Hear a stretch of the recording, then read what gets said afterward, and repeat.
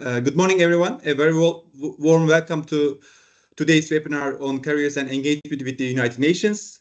Thank you for joining us. We designed this session with a simple goal: to give our students a clear but also practical sense of what it means to work with the United Nations system. I believe that this will be beyond the headlines, beyond the institutional mythology, and grounded in real professional experiences. I believe United Nations remains one of the most important platforms for addressing conflict, displacement, and humanitarian need. Yet the path to United Nations work is usually opaque. Many early career professionals describe the same challenges: navigating recruitment system, understanding different entry points, and figuring out what works and what kind of skills actually matter in practice. This session brings together those experts who can speak directly to these realities. People who have worked on the front line of humanitarian access and people who have guided recruitment and career development within the United Nations system. Across the next hour, you will hear reflections on field coordination, access negotiations, and the human side of working in a conflict environment. You will also hear practical guidance on recruitment, competencies, and career pathways. I strongly encourage you to use the Q&A box throughout the session to post your question, and I will collect them and bring them into discussion during the Q&A segment. Now, I'm delighted to start with our first speaker, Laura Sunnen. She's a Global Humanitarian Access Advisor at United Nations Children's Fund, known as UNICEF, headquarters in New York. Laura has worked on one of the most complex issues in contemporary humanitarian response, from designing access strategies in active conflicts to navigating the pressures and dilemmas aid workers encounter in volatile environments. Her experience brings together field operations, policy guidance, and global coordination. It's the combination of practical, technical, and strategic insight that makes her perspectives so valuable for everyone considering a career in humanitarian action or within the wider United Nations system. Laura, thank you so much for being with us today. The floor is yours. Thank you so much, Ümit, for this very kind introduction. And hi, everyone. I'm very happy to be here today. Ümit, thank you so much for inviting me. Thank you to the university for having me.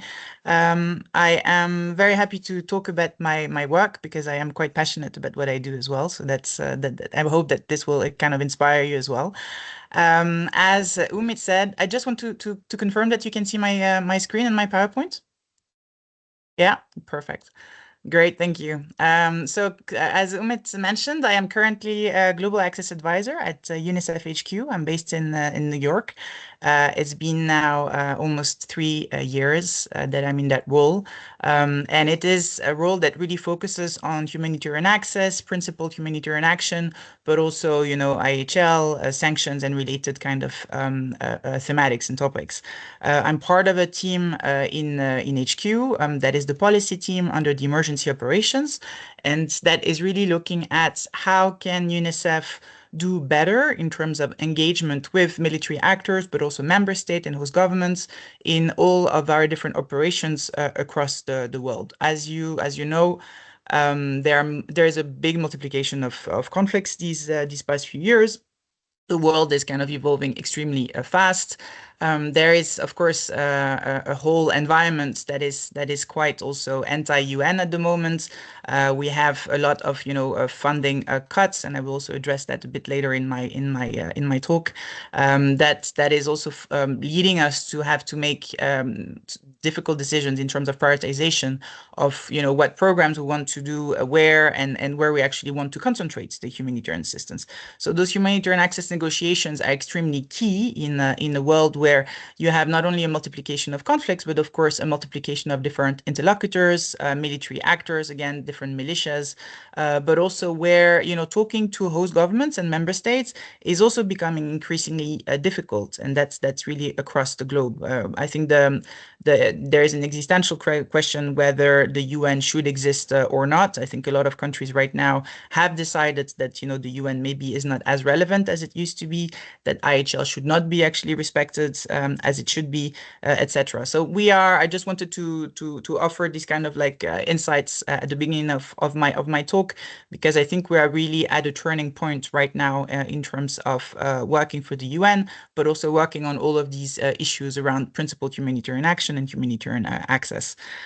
So I have put together a little PowerPoint where I will zoom and like focus on a few specific experiences related to my humanitarian access work. But before, as a means of introduction, just so you know a little bit what I do now and what I've been doing in the past. So right now I am part of this complex and high threat environment team at HQ for UNICEF. And really I am in a role that is an advisory role to our country office colleagues. I really look at the field to help. I really look at the field to put together strategies, you know, together in line with the UNICEF kind of principles. At the same time, I also advise our senior leadership on how to talk about humanitarian access and how to actually formulate advocacy messages around humanitarian access. And then the third part of my role, I would say, is more around policy development. I am part of the policy team, and I also write policies on humanitarian access, engagement, etc. Prior to that, I come from OCHA, an organization called OCHA that I'm sure you've heard of and you probably know. It's the Organization of Coordination for Humanitarian Affairs, and that is part of the Secretariat of the UN. And that's an organization that really has the mandate to coordinate all of the humanitarian actors, including UNICEF, when it comes to humanitarian access. So I did humanitarian access from an OCHA perspective, which is really from a coordination perspective for the whole system and for all of the different NGOs, but also UN organizations in a given context. I did that in Syria and also in West and Central Africa. And I'll explain a little bit more about some of those experiences. And prior to that, I worked for a number of years for an organization that is very much in the news for the past 2 years, an organization called UNRWA, which is the UN Organization for Palestine Refugees. And I've worked with them in Syria, in Lebanon, and in Palestine. So that's really where I kind of started my career at the UN. So I'll get a bit more into that as well. Prior to that, I worked for like different organizations, NGOs, and also UNFPA. And I will again expand a little bit more in a minute on how I started my career and you know how I managed to basically sustain it in this current environment as well. But without further ado, I just wanted to show you a few pictures instead of you listening to my voice for 20 minutes, which I guess would be very boring. I brought you like a few visuals so I can explain a little bit more the type of work that I do, and hopefully you can understand it a little bit more from a practical point of view. This first picture that you see has been taken in Ethiopia. That's a mission that I did with my colleagues from UNICEF in 2023. And that's a mission that we did in the Oromia and in the Amhara regions of Ethiopia, where you had like civil war and conflicts for a number of years, and where UNICEF and all of the other humanitarian actors actually had not reached some of those communities for many, many years. So the idea of that mission was to really go with my national colleagues and my country office colleagues to literally go on the road and open new roads. So that's really like a part of what we do. And as humanitarian access professionals, we go on the road. We are very visible. We carry, you know, like UN emblems. We're in UNICEF branded cars, and we get to communities where we meet with, you know, the local leaders. Well, sometimes they're religious leaders, sometimes they're mayors. They can be like different types of people, and we do a bit of a needs assessment. You know, asking, of course, how's the situation, etc., to be able to better respond to the needs. But also, we establish and we try to sustain good relationships with all of those local actors that are extremely important to, of course, negotiate access down the line. Access is really about talking to people, having like, a network of people that you can call when you want to go somewhere, when you want to secure a safe access. You need to be known in the community as a humanitarian actor. You need to be known, of course, at the government level, at the maybe the governorate level, the regional level, but also, of course, at the local level. People need to know you. People need to understand what type of principles you're operating under, and that we are, of course, neutral and impartial and independent actors as UN actors as well. So you can see here like some of the landscapes. Ethiopia is a beautiful country for those of you who know Ethiopia. The different landscapes that were really a little bit contrasting with the type of communities that we found on those roads that were again like had been not really served by any type of state assistance or humanitarian assistance in many years. So we visited a number of those communities. Of course, lots of children, lots of schools. UNICEF's mandate is around education, water sanitation, but also protection, child protection. So it's very much focused on children, of course. And it was very much about, again, being visible, meeting people, understanding the condition that people were living in, and try to actually put together a response so that assistance could follow us in the following days. In this picture, you see us again, like meeting with like community leaders. And on the right, the picture on the right, you can see in the background, I'm not sure that the quality is good enough, but it's basically a picture that I captured from the UN car that I was sitting in, and we were being stopped on the roads because there was an ambush of one of the militias in Oromia. And because we were in an active conflict zone, of course, we could see, troop movements. We could see, of course, militia people and men in arms. And that had cut the road for the government forces that were right behind us. So we were kind of like, we ended up a little bit in sandwich situation. But because our national colleagues had excellent already contacts with all of the different parties, we were able to actually coordinate access and safe passage for us along this road. So that's a very kind of physical approach to what humanitarian access is. But in that condition, in that situation, we were really stopped on the road. And because we had the right contacts at the right time, we were able to call the right general in the militia. And we were able to actually explain that who we are, what we're doing. And because that person knew us, we were able to actually go through. That's an example, again, of like a very practical access negotiation. Another example of what I do, and another type of I think someone needs to mute their mic, maybe. Thanks. Another example of what I do is a mission, for instance, that I did in Mali last year, in the north of Mali, in Bamako, but also in Gao, where the purpose of that mission was really to train a lot our own staff, but also our partners and our government partners as well, and training them on what is humanitarian access, what type of principles are around humanitarian access, that we are, again, principled humanitarian actors, that we are not partial to any type of political party. We do not take sides, so we're independent, impartial, and neutral.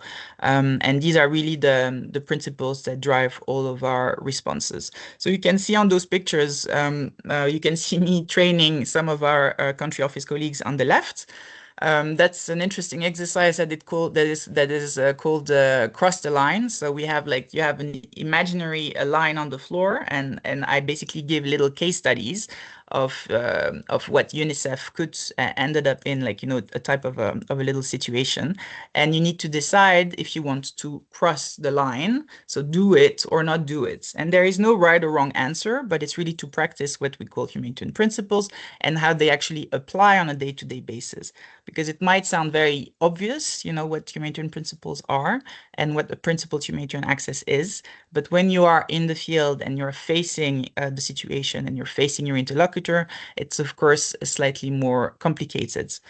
So we're always operate in the gray zone. Nothing is really, black or white. But that's the reason why it's very important to actually practice and to talk through different examples, because then when you end up in a situation in the field, my colleagues hopefully are now better equipped to actually respond to those situations. On the right, you can see Mingdao also training the audience that we had, a lot of NGO partners, but a lot of also local leaders and local organizations that receive UNICEF funding, to explain them like the principles again that UNICEF follow, to make sure that we have a common understanding of also like the NGOs and the actors that are implementing UNICEF's mandates on our behalf, that we are on the same page on how we should implement and how we should go about for those humanitarian access negotiations. Another interesting mission that I did was in Congo, and I was with OCHA at the time. In that role, I was really like a surge emergency kind of officer in the region, trying to respond to different needs that had been identified. And Congo was a situation where there had been like a big flood. We didn't have an OCHA office there, so it was more of a development context. But OCHA has also this mandate of deploying staff like myself to go and support the UN response on the ground, but to try to put together an emergency response. So the flood had been quite bad, as you can see on the left, the example of a little village that had been totally flooded. And so we negotiated to use a helicopter, a military helicopter from the military, the Congolese army, basically, that gave us this helicopter with like a pilot and a colonel that would go with us, and we put together a little team, interagency team of different organizations, to go and do a bit of a needs assessment, to have a better idea of how the situation was, especially in the north of the country, because we had no access, no physical access, and we really needed to also bring proof to the government to actually negotiate how we're going to go about the whole response. You can see here as well some of the villages that we flew over, and you can see the extent of the flood.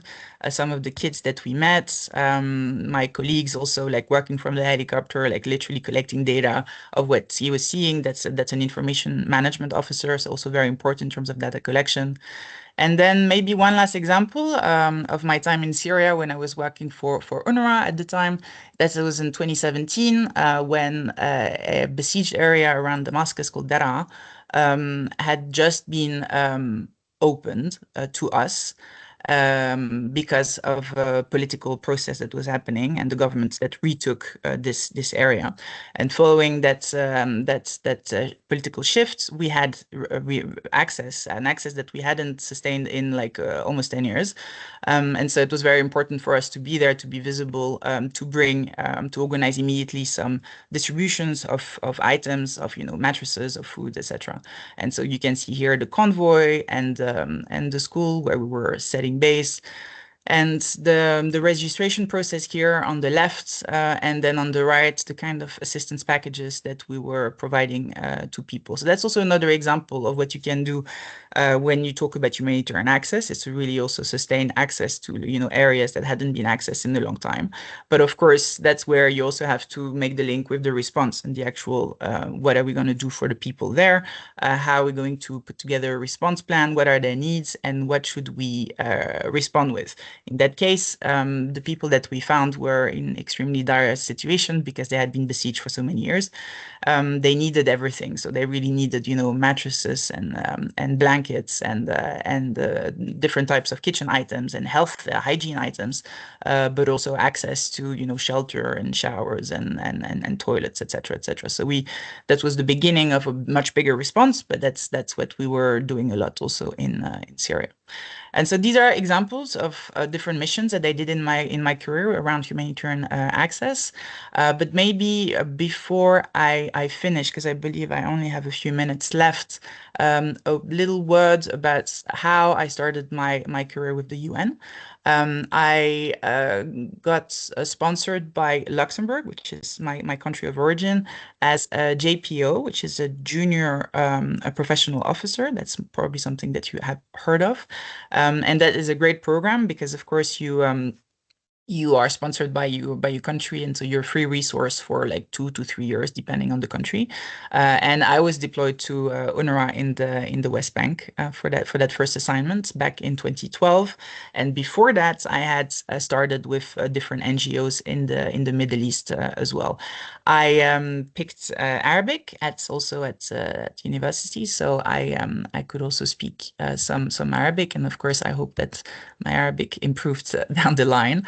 I also speak French, so that also gives me an asset when it comes to, responding to kind of Francophone countries. So I would say that languages are extremely important when you want to get into the UN and when you want to actually do this type of work. Of course, any type of local language, in all of the different examples that I mentioned are extremely important when you want to negotiate humanitarian access. It's obviously much easier to negotiate humanitarian access in the language of your interlocutor than in English. That is not a language that everybody speaks. And that's it. I think that in my own case, my own career was really driven by, again, languages and kind of geographical specialties, but also a strong will to be in the field and to really do field work. I think it's a good way to start a career and to build a career because you get to understand way more what it means to work for the UN from a humanitarian side in that case, and what it means to actually do operations for the United Nations. So that's a little bit how I did it. And I managed to also, kind of get promotions as I was in different settings where, frankly, it was also a little bit difficult to recruit. It was, visa issues in the case of Syria, for instance, and so I ended up in a senior position quite early on in my career, just because there was no one else that could actually do it, and I was there, and so I ended up doing the job. So I would say that it's all a question a little bit of identifying the right opportunities, but be also a bit smart in terms of like where you position yourself, where your strengths are, but also where the needs are in the field. And again, as I started this talk today, maybe just end on that note. The world is a little bit different right now. There is a lot of attacks against the UN and against the type of work that we do as humanitarians. There is less money. There is a big money crisis. Of course, countries are deprioritizing humanitarian assistance and developmental assistance to actually reprioritize the defense sector. And I don't need to explain to any of you the 5% new NATO thing. That is, of course, deprioritizing a lot of our funding. It has nothing to do with each other, right? Like a defense budget and an army budget has nothing to do with like a cooperation budget, but it's unfortunately how donors and member states see it in this current environment. I still strongly believe in the work of the UN, and I really want to echo what Ümit said in his introduction. It's still a very necessary organization because it's the only platform where countries can actually talk to each other.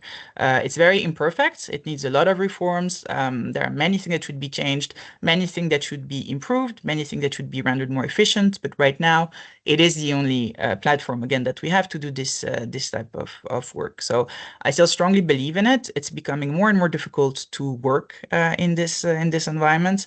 But again, if we don't talk about IHL and the importance of respecting some principles, in terms of humanitarian assistance, but in terms of also how we conduct wars and hostilities, I think it would be a very sad world that we're heading towards. So I personally decide to channel my energy into that path still. Of course, being a woman and being recently a mother as well, it's all of these also other kind of personal life aspects are getting in the way of some of this career, because again, it's very much field work, I think. But you have to reconcile everything and do what works for your own situation as well.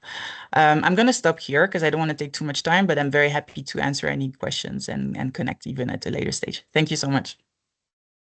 Thank you so much, Lara, for those very insightful but also very personal reflections.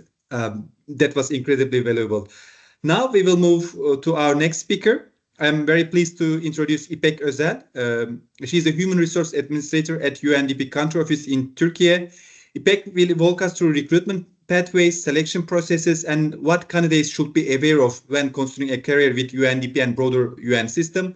İpek, thank you so much for joining us today. The floor is yours.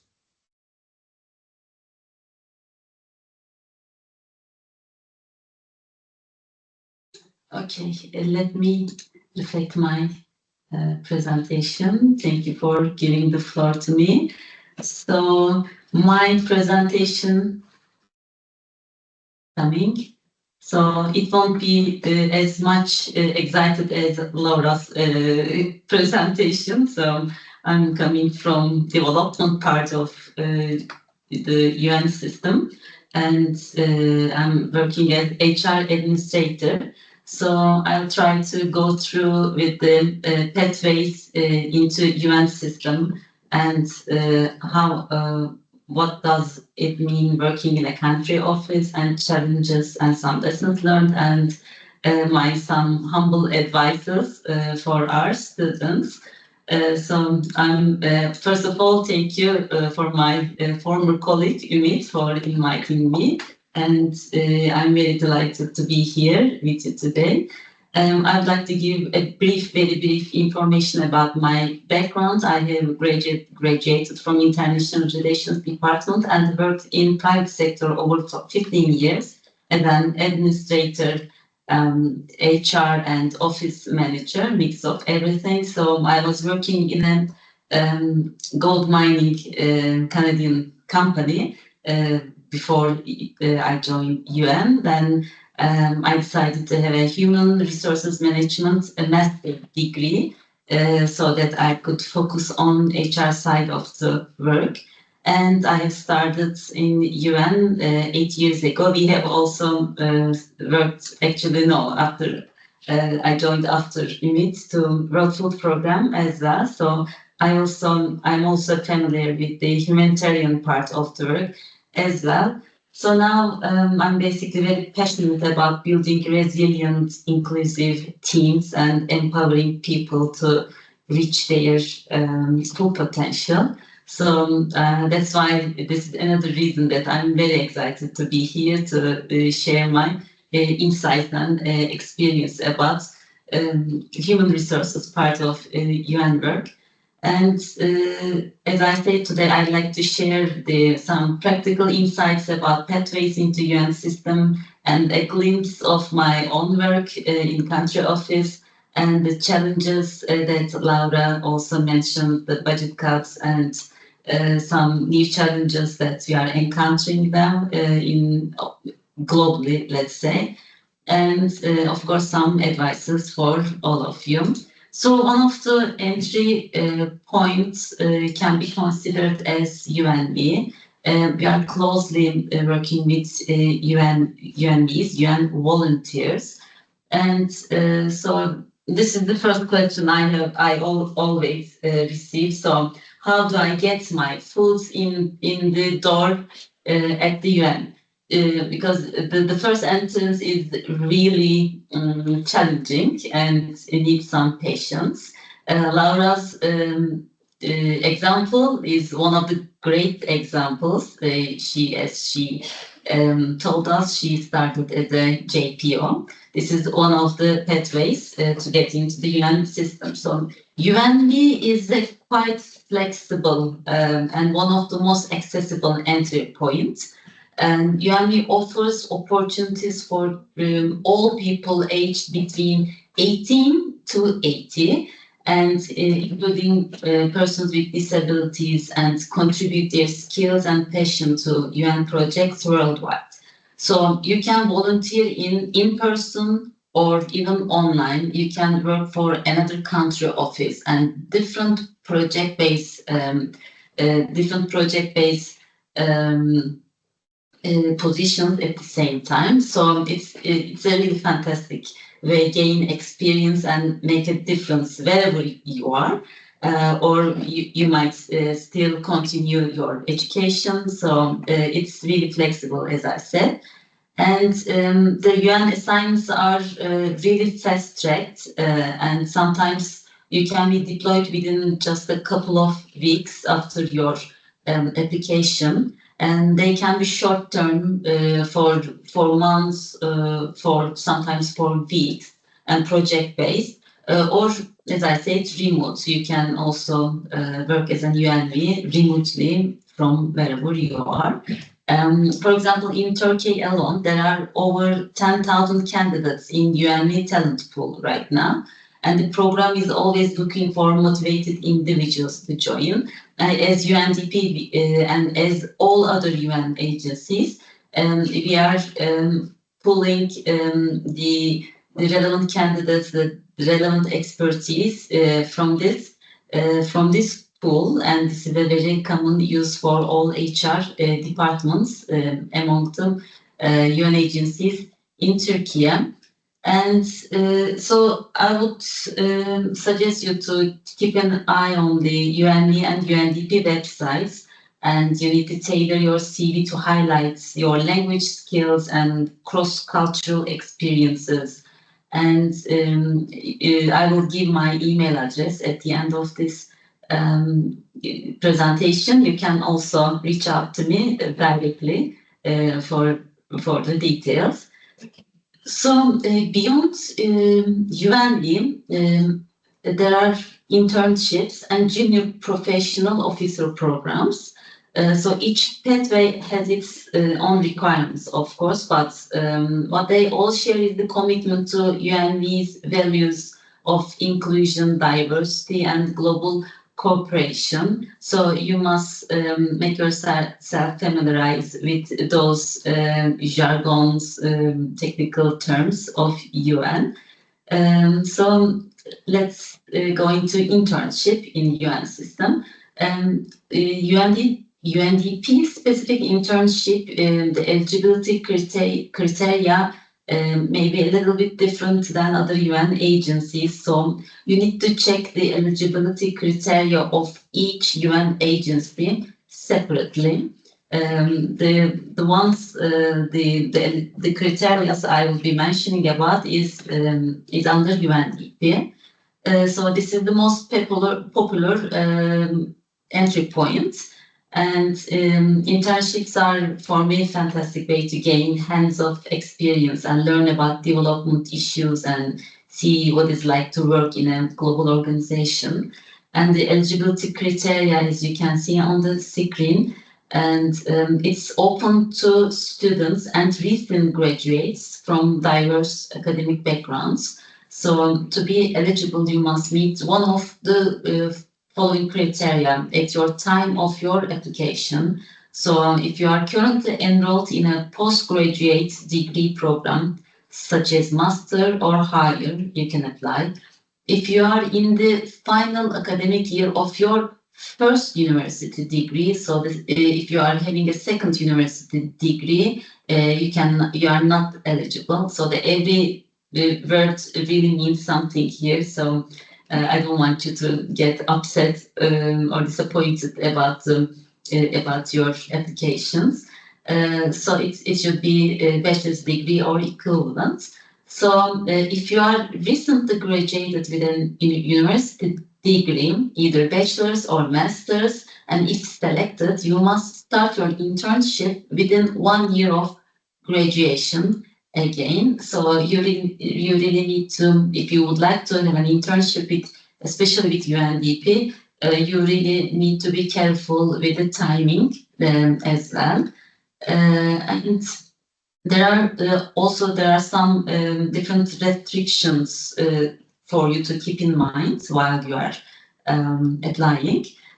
So if you are a child or sibling of a UNDP staff member, you are not eligible to apply for an internship at UNDP globally. So for example, your mother works for UNDP in Copenhagen, so you cannot even, or Denmark, you cannot even apply for any other countries as well. So yes, we can see all the links in our HR module, and you should. I would like to again remember.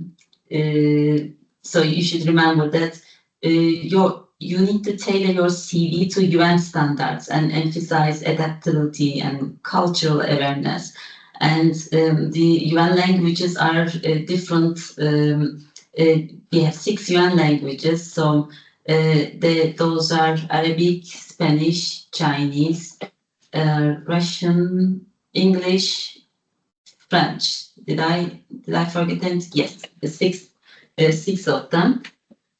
And so if we have a second language in UN system, it's a really good opportunity, and it's a leverage, let's say. So the internships, they are typically last between 6 weeks and to 6 months. And the maximum that we can extend is to 9 months if you can demonstrate that the internship will award you an educational credit. And you can also make your internship on a part-time or full-time basis. And flexible working arrangements are also possible if agreed upon in advance. You can make your internship remotely online, totally online.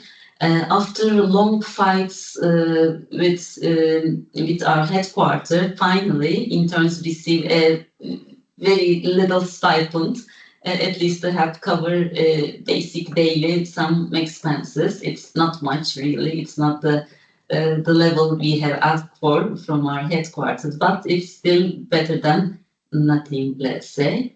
And I would like to also mention that the interns are not considered as staff members, as you can guess, and they cannot apply for or to be appointed staff positions during their internship. So there should be no expectation of employment following the internship. But of course, you'll get very familiar with the UN world, UNDP world, and you can use it as a reference point in your CV. So it's very useful, but there should be no expectation to carry on your the position in UNDP. Every position, including internship, should go through a competitive process. So we always say that UNDP or UN in general, it's not a career organization. So for every position you would like to act upon, you need to compete for it. So it's not like you are project assistant for 3 years. If you wait enough and performance, you'll be an associate. So it's not the system. So it's always selection. Every selection is competitive, and it aims for wide geographical diversity, and it's without, say, distinction as to race, sex, sexual orientation, gender identity, or religion. So internship are offered at UNDP offices that are not designated as high risk or non-family duty stations. So you cannot be an intern in the duty stations that Laura just showed you. Those are most likely, as I guess, they were high risk or non-family duty stations. So if you're interested in a UNDP internship, my advice is to start preparing early. So you should focus on your studies, seek out relevant volunteer or work experience, and you can still start build your language and cross-cultural skills. And as to remind you again, the application process is competitive, but you can trust us that it's also we believe that fair and transparent. And we are trying to, it's designed to give everyone an equal opportunity. And what can I say? Internships are more than just a stepping stone, let's say, a chance to learn, grow, and contribute in UN mission. So in any UN, not specifically UNDP, in any UN organization, if you could have an internship, it will be very useful in your path to be an UN staff member, let's say. And whether if you are passionate about human rights, climate action, or sustainable development, I believe that there's a place for you to make a difference in UNDP and UN. So this is an internship, and I would like to mention about a little bit about JPO. So JPOs are a very valuable pool of young talents to UNDP and other UN agencies, and they really bring new perspectives and ideas as well as resources to the organization, because the JPO positions are sponsored by the governments. So you can see the list of governments that are sponsoring, they are supporting JPO positions. So you should be a citizen of those countries, and you need to go through the relevant websites and the resources from government side. And when you are sponsored by your government, and at the same time, when there is an agreement between the UNDP office in the relevant country, there will be another competitive process for JPO positions. And many JPOs continue to pursue a career in developments, either within the UN system, and sometimes they turn back to national governments as well. I'm really so happy to have Laura today, because she's a great example of a JPO, how she could develop her career in the UN system and starting as a JPO. And we believe that JPOs they can be future advocates and supporters of UNDP, even they are staying in UN system or going back to the national government system. So it's really highly valuable for us in this respect. So yes, I would like to touch upon a little bit of my work. What are we doing in UNDP and in country office as well. So as I told you, I'm a human resources administrator at UNDP Türkiye. And my role is all about people and culture. I oversee HR operations for our core programs, donor-funded projects and partnerships, and with other UN agencies as well as UNDP in Turkey. We are also supporting UN OCHA, UN ENAM, UN FPA, and WFP. So as you can see in the screen, UNDP works in about 170 countries and territories, and development part, as I told you, is quite different from the humanitarian part as well. So it's more like working with the government institutes and executives. And after a crisis, we come after the first field is for humanitarian workers, field workers, and we become after for the more sustainable goals and restructuring projects, let's say. And actually every day brings new challenges and opportunities also to support our teams and ensure that we are trying to ensure that our work aligns with the UN's missions. So for me, one of the most rewarding aspects of my job is talent management, recruiting, onboarding, and supporting staff from diverse backgrounds. So if you like working with people, you can also consider to have a career in HR or administrative positions as well. So, and I would like to give an example about the challenging times in Turkey. During 2023, two badly earthquakes hit Turkey. And during the earthquake response, we rapidly, for example, purely from HR side, we rapidly hired 22 new team members just 1 month to support our field operations. It usually takes about 8 weeks for us to recruit one person. So we recruited 22 new team members in 1 month for the field support. And it was a very challenging time, but it showed the power of teamwork and resilience as well. And during those days, I also led initiatives to support staff well-being, such as designing psychological support mechanisms for the colleagues impacted by this crisis. So, and we are also always in collaboration with the program teams, the regional offices. Crisis Bureau is a different entity in UNDP. So,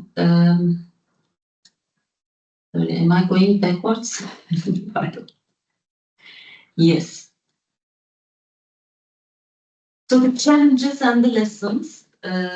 So working in, oops, sorry, I'm doing it again. Pardon. Yes. Working in HR at UN is both demanding and deeply fulfilling for me. One of the biggest challenges I faced was actually responding to emergencies like the earthquake, where we had to act quickly and compassionately to support our staff. And it taught me that agility and the empathy are essential in the crisis situation. Another lesson is the importance of clear communication and collaboration, navigating complex HR operations, coordinating with multi-agencies and ensuring compliance. Compliance is really important for UN and at the global standards and the patient, it requires very patience and adaptability. And sometimes it's the small details like getting an assignment code right make all the difference in ensuring smooth operations. Above all, I've learned that success in the UN system depends on teamwork as well. So no one, I wrote it there also, so no one achieves great things alone. By fostering a culture of trust, inclusion, and proactive problem solving, I think we can overcome any challenge. I am still one of the believers of UN systems, and I'm very proud of to work as a part of this system. So those are my advices for you. So if you are considering a path with the UN, my first piece of advice is to be proactive and seek out internships, volunteer assignments, and networking opportunities. And please don't be afraid to start small. Every experience really counts and helps you build the skills and confidence that you need. And develop key skills like cross-cultural communication, language proficiency, digital literacy, and resilience. We are using artificial intelligence, SAP program systems very commonly in UN system. And the UN also values people who can adapt to change, work well in diverse teams, and bring fresh ideas to the table. And leverage the UNME program as a stepping. You can leverage the UNME program as a stepping point. And finally, never stop learning. There are excellent courses on talent management, diversity and inclusion, open sources in LinkedIn. It's really endless, I can say. And even generative AI for any professional expertise you should be benefiting from. And so please stay motivated and curious about us. And although we are having difficult days, we are still looking for people who are committed and making difference. And please be patient and persistent while you are trying have a position in UNDP, because it really takes time. So don't give up on us, please. So thank you very much for your time. This is the end of my presentation. You can also reach me through my email. It's on the screen, it should be. And you can ask me anything about HR services in UNDP. I hope if you have any questions, I would like to further elaborate, and I'm happy to share and support you with your journey. Thank you. Thank you so much, İpek, for this very informative presentation. Now, using my privilege role as chair, I would like to ask 2 questions to each panelist. I will start with Laura. So you have highlighted that luck is part of the process. So if you would like to give just a single piece of advice to our students, in addition to luck, what would it be? And also, I really appreciate if you briefly mention about your studies, what you have studied for your master's or for undergraduate as well. And İpek, I also have one question to you as well. So I'm curious about how does recruitment process work? So I see a job announcement and then I submit my application, and then how things unfold behind this application. And I'm curious about the role of AI. As far as I know that there is long listing, short listing. What those term mean in practice? And also, do you also use artificial intelligence to long listing or in other process as well? So I think we can start with Laura. Yeah, thanks, Ümit. And sorry if I gave you the impression that luck was basically the main thing in this process. It's not. It's a lot of hard work. No, driving a career is not only about luck, but it's of course managing opportunities like the incredible opportunities I had to be a JPO sponsored by Luxembourg again. It's a very competitive process to apply for a JPO, but of course I was lucky enough that my country was offering these types of opportunity, and I know that these types of opportunities are also reducing.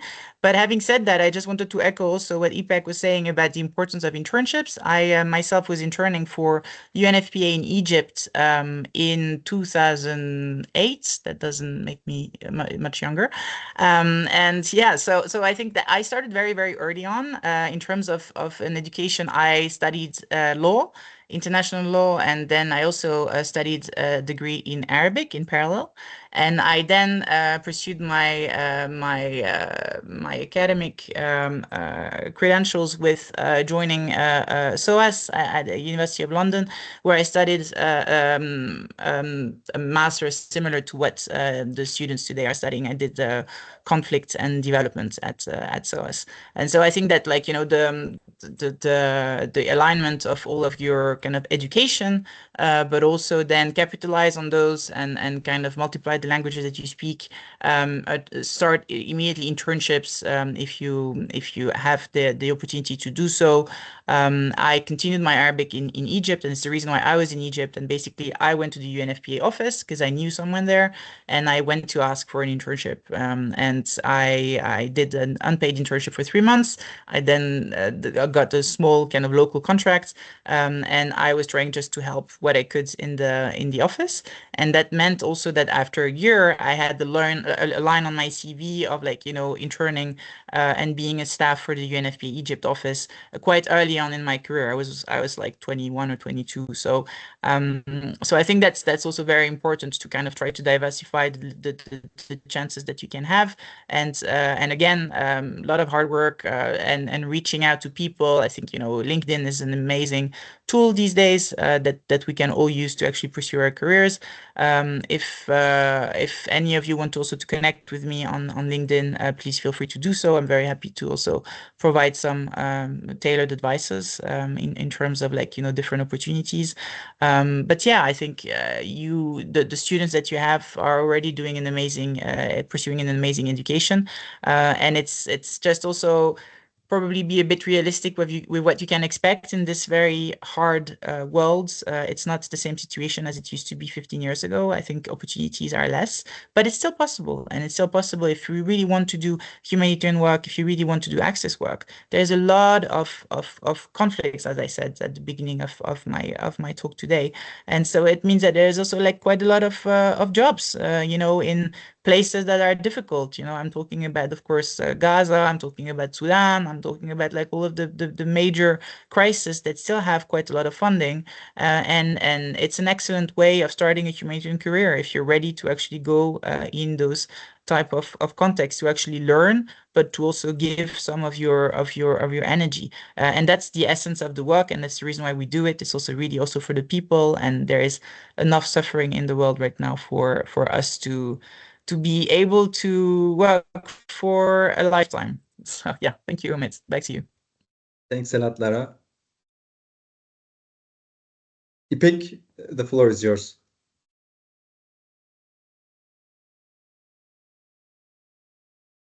You are muted.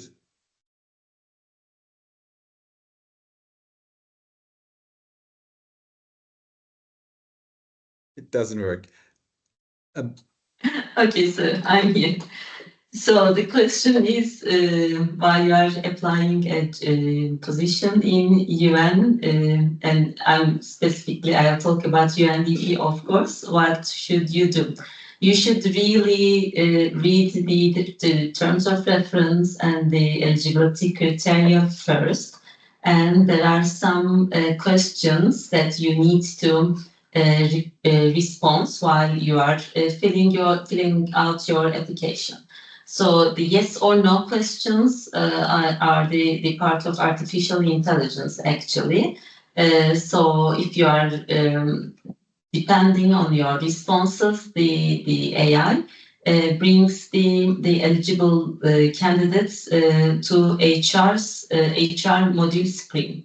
So we don't use AI as much as we planned still. So it's still from HR practitioners' job. So we are still doing the long list. So you just pass with the yes or no questions. So, for example, a question is, do you have the relevant educational or educational backgrounds, or additional, do you have this years of additional experience? So it's about yes or no questions. So sometimes, of course, candidates are just responding incorrectly. So it's our HR job to long list them. Long list is based on the minimum criteria. If you are not meeting the minimum criteria, unfortunately, we are eliminating those CVs. So that's why I keep telling our newly graduates or the candidates and the applicants that please just go through the minimum requirements very well. If you are not meeting the minimum requirement, please do not force yourself to or do not give that effort to apply. Just in case, maybe they can see my CV and evaluate for another position. Actually, it's not happening. We are opening a competitive process for each position. So this is the long listing part based on the minimum requirement. Then you will see in our terms of references additional requirements, or sometimes we call it assets. Assets are for shortlisting, and listing is done by 2 or 3 panel members coming from diverse backgrounds anonymously, and they are just reviewing the long listed candidates based on the assets and the additional requirements. So we are then ranking all the candidates, and mostly we are inviting maximum 5 people for one position. If you cannot find the right candidate with the first 5, we can go for the second batch of 5 people. So sometimes we are also conducting written exams as well for the specialized positions. And we are conducting competency-based interviews, and we are giving all the competencies in the terms of reference. So in the competency part, we are listing them, and you will be asked about those competencies. So it's really easy it should be very easy to understand what is coming, with what kind of questions are coming for you. So you can simply Google it, and UN competency-based questions, so how to prepare, and you can choose the specific competencies from the terms of reference that we are announcing through the vacancy. I hope this explains. That's a perfect answer, İpek. Thank you so much. Since we haven't received any question in our Q&A box, I would like to encourage our students to ask their questions if they have. Otherwise, we will end the session. I see that El Hadi raises his hand. Andrew, is it possible to give the floor to El Hadi?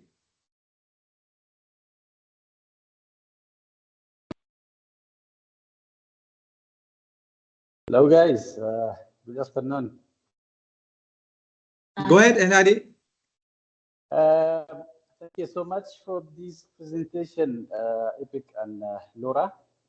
My question is to Laura. It is really it's a great opportunity to hear from you and have a previous experience or still having experience from the field, and I'm very glad to hear from you. My question to Laura, Assalamu alaikum, and good to hear you that you are speaking Arabic also as well.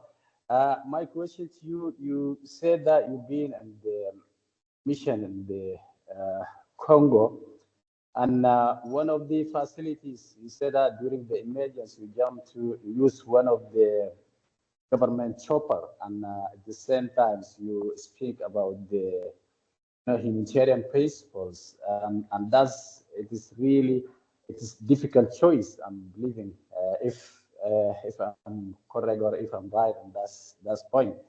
My question to you is it does not having a negative impact on the OSHA, as I know that OSHA is the lead for the coordination of humanitarian affairs, and one of the ex-UNV OSHA staff when I was in Sudan. And I know that it's, to be neutral on this situation, it's a little bit difficult, and you not face any challenges. And we know that the Congo, it was also its hot areas for the conflict, and there is a lot of the conflict being there. And just to hear from you, is that they have some negative impact on your mission, or what effect that, because you're using the military helicopters, maybe it is difficult also. Thank you so much. Should I go ahead, Ümit? Please, Lara. Okay, thank you so much, El Hadi, and Maalaikum Assalam.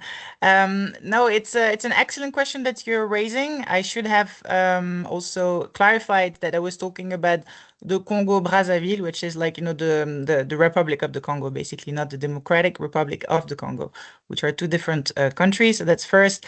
And then second, you're absolutely nailed it with your question. It's using helicopters and military assets during humanitarian response is extremely codified, it's extremely regulated, and we should not actually, the main rule is just to only do it in last resort. And we have a set of criteria that actually govern the use of military assets. You can find online a whole guidelines that was written at the time by OCHA for the humanitarian system on the use of MCDAs in humanitarian responses. You have two different regimes, one during natural disasters, which was the situation that I was in, and another one that is more complex in case of a conflict. So as a civil military coordination officer, as you rightfully pointed out, working for OCHA as an access officer, you have to actually advise your colleagues and advise the system on how to use those military assets or not to use them in many cases. But in the case that I mentioned, it was actually a natural disaster in a peaceful country. So because it was our only way to go north of the country, we decided to actually accept the offer of the government, because otherwise we were totally blind and we had no idea of the assessment, the needs of the people. We had no idea to how to do our needs assessment. So it's the reason why that we decided to use it. But you're absolutely correct that in other cases, such as in Sudan right now, that would be definitely something that we wouldn't do very typically. We would try to maintain a big distance and really try to entertain the different principles, but to really apply them like, you know, textbook, because we would like to actually distance ourselves from, in the case of Sudan, of course, the government of Sudan, the Sudanese army and the RSF. That's absolutely a cardinal kind of principle of our work. And thank you very much for raising that. Perfect. So thank you so much. Thank you so much, Laura. Thank you. Perfect, Laura and Hadi. Last time, I would like to encourage all of you, if you have any question, it's the perfect time to ask the questions. Otherwise, we will end the session. So I assume that we don't have any other questions. So I would like to thank all of you, and a very specific thanks to Laura and İpek and Andrew for supporting this as well. So thank you so much again. I really wish you a nice day, and stay tuned for our next webinar. Have a nice day. Thank you so much. Bye, Ümit. Thank Bye, you. İpek. Bye-bye. Thank you. Bye, everyone.